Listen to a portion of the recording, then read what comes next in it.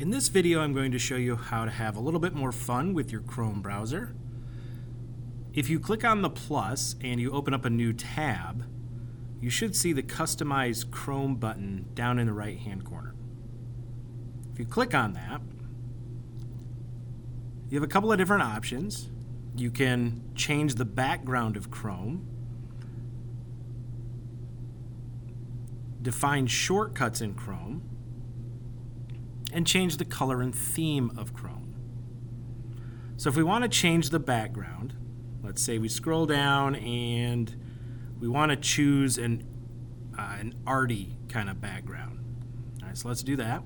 And it gives us some backgrounds that are artistic, and we choose one. Let's go with that one.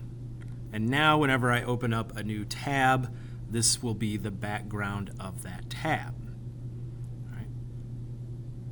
If I want to define the shortcuts for that tab, those are those little circular tiles that you see. It's these ones in here when we go back. You can define those. You can hide them if you don't want to see them at all.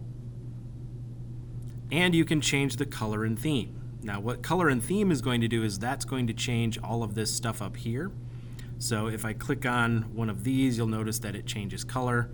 It instantly updates so you can tell whether or not you like it.